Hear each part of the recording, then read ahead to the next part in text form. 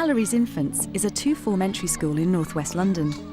With 61% of pupils learning English as an additional language and 32% designated as special needs, they've achieved impressive results in literacy.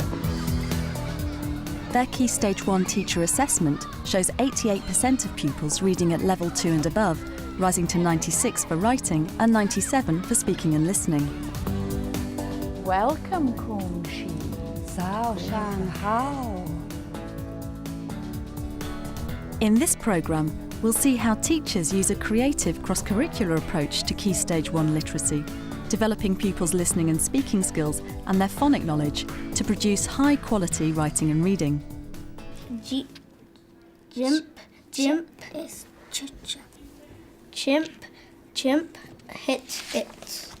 The most fundamental aspect for children in an infant school is the understanding that reading and writing is enjoyable and meaningful.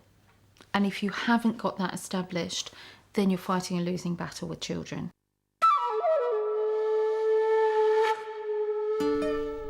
Year 2's China topic offers rich opportunities for cross-curricular work. Trainee teacher Jo Trevelyan role-plays Kung Shi, a character in the Chinese willow pattern story, allowing the children to ask questions to enrich their narrative writing. Kung Shi, we've been reading your story. What was it like being locked away in the pagoda?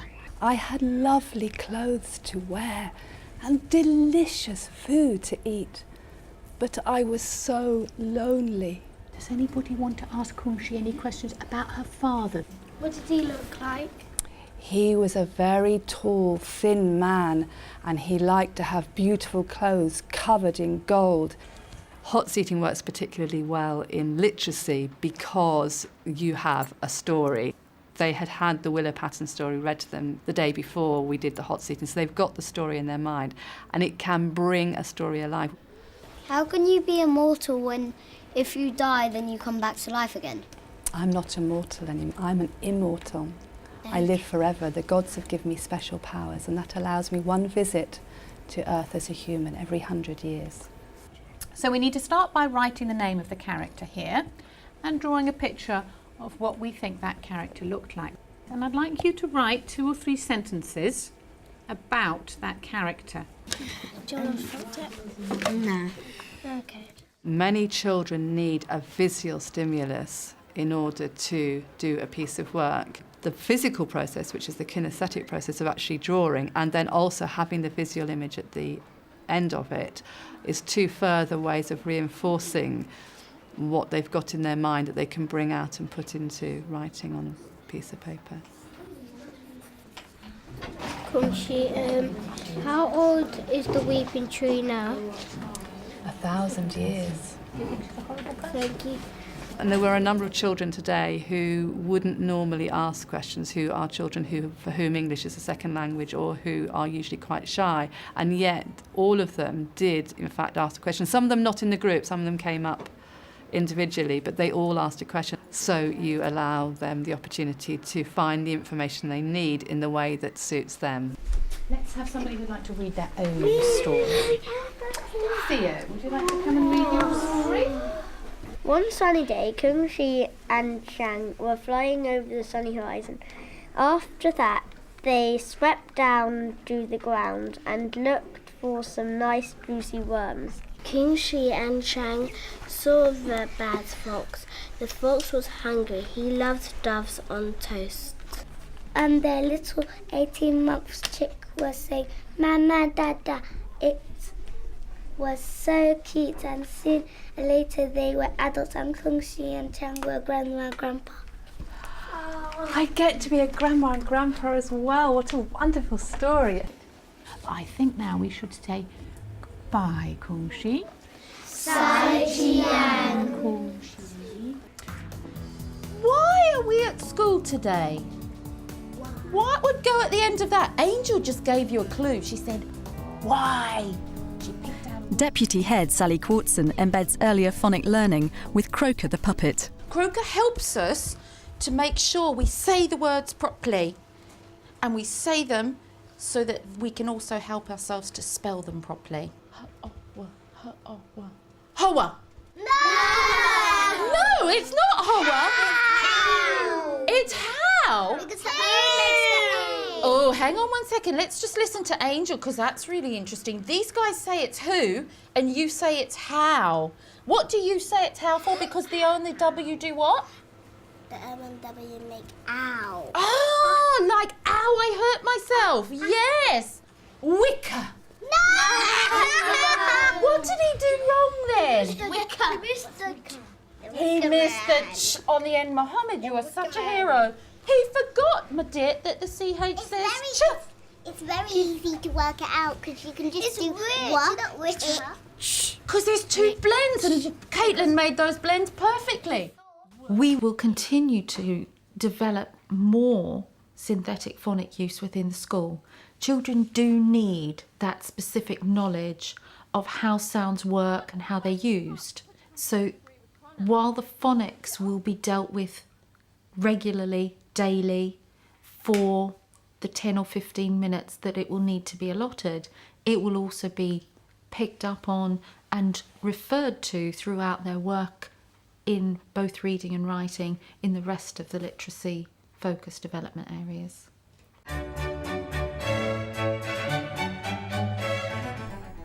Year One's trip to the Tower of London provides inspiration for the children's recount writing. Today we're going to do something called getting ready to write. We've got these sentence starters here, we're going to use those today. And finally we're going to draw our trip in order.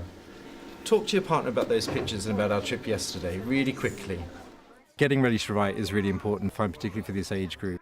It's one thing that we actually do across the school, just because the more experience they've had in talking about their writing, thinking about their writing, makes them better writers. We saw loads of things from a long time ago, like knights' armour, and there was loads of corridors and loads of stairs we had to go up. I saw the axe fly down. Look, I saw how they chopped their heads. Look, I saw you in one of the towers. Now what we're going to concentrate on the rest of today is organising those ideas. This is my recount. Some of those sentences are actually a little bit boring, aren't they? There's lots of towers in the Tower of London, isn't there? Yeah. Well, how can I make that a bit more interesting?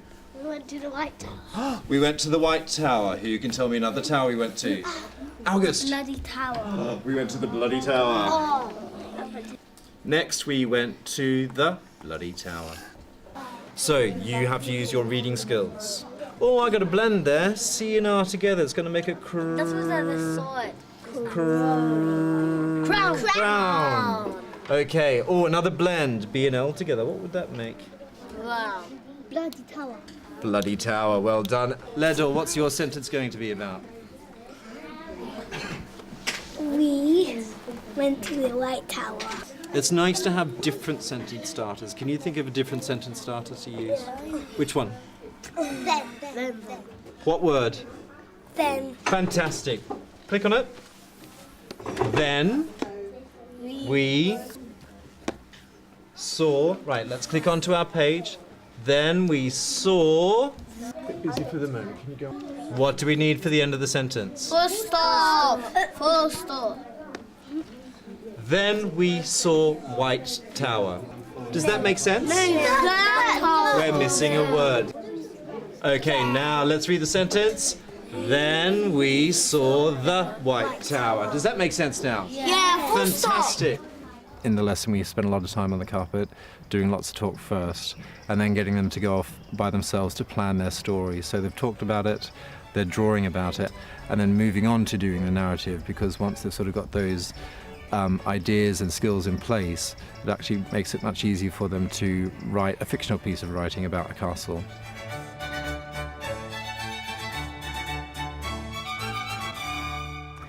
So, today we're learning to write the ending of our story using super sentences. And good. With a sentence starter and juicy words. Excellent. So once upon a time, a nasty even. Well, you could use mean or nasty or both of them. It's up to you. Okay, you see if you can put it in. How how can you end the story to let us know that everything worked out fine thanks to the prince? The knight saw the man chop their head off. But you said the enemy's already run away. Yeah, but then the knight was by the bushes and then he jumped out of the bushes and he chopped their neck off. Once upon a Tuesday, there was a beautiful princess. She was beautiful. She went to her bed.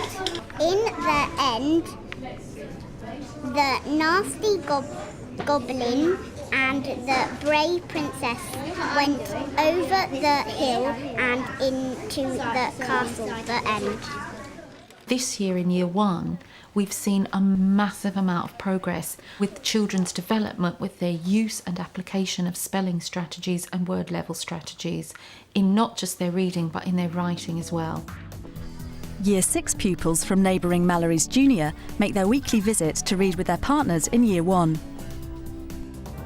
We're going to start off with the Year 6s listening to their Year 1 partner reading. Okay, and after that, you're going to be able to go over and choose a game.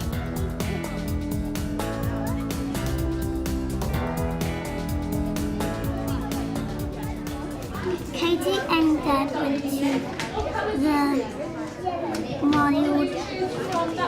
So you break it up. Wild and what's this one? Wildlife Park. My home is giant, big, a good reading level. Very good. 19, 20, 21, 22, 36, 37, 38. 38! You did it well there. Good teamwork, everyone. Okay. Oh, that's a hard one. It's red. You eat it. It's like round. It's long. They're really tasty. Yeah, I'll say that. They're made of hot dog. Almost. Everything inside it. Yeah. Okay, who's next? For young children and looking at the idea of a whole child, if we can use even more of what turns every single child on, and that's what I'm talking about, that creative approach, if we can give them even more ownership and more control over how and what and where they take their learning in literacy, I think that the results that they produce will be even better. The gods turned Kung Shi and Shang into flying squirrels, and they flew up to a branch. The eagle looked around to find the doves and crash, bumped straight into a big branch. Kung Shi and Shang made a lovely home in the old oak tree and had 4 cute little babies. And they all lived happily ever after.